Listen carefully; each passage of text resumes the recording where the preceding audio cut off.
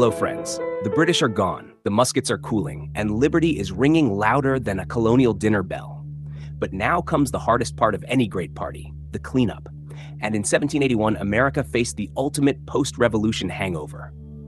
How do you run a country that just flipped the board over and declared, "We're doing it our way"?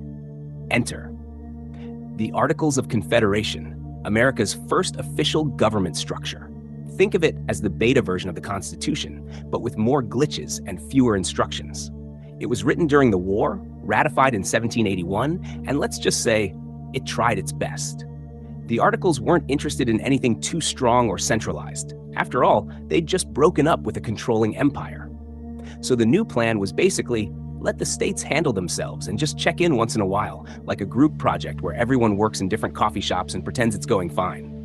Under the Articles, there was no president, too king-like; no national court system, too nosy; no power to tax, too practical; and a Congress that needed 9 out of 13 states to agree on anything important. Spoiler, they rarely did. Need money? Ask the states nicely. Need an army? Hope the states are in a good mood. Need to enforce a law? Good luck with that.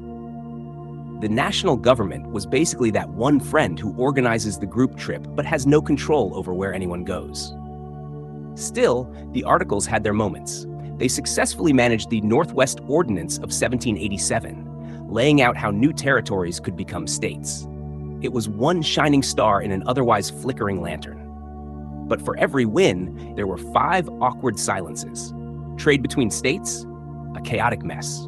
Foreign diplomacy? Laughably weak. And money? Oh, we had lots of currencies. Some backed by states, some not backed by anything at all. Good luck buying a sandwich. The real kicker? Congress couldn't tax. So while debts from the war piled up like dirty laundry, the federal government could only write strongly worded letters begging for coins. The states, meanwhile, acted like stubborn roommates, hoarding supplies and blaming each other for the mess.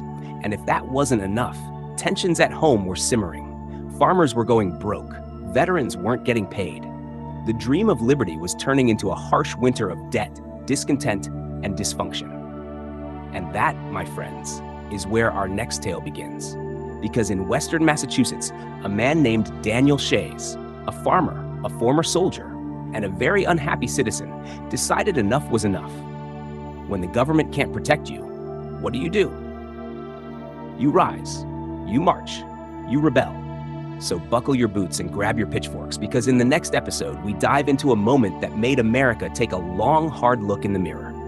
Coming up next, Shays' Rebellion, the Revolution Reconsidered, where the ideals of liberty clash with the chaos of reality. The revolution may have won the war, but the fight for stability is just beginning.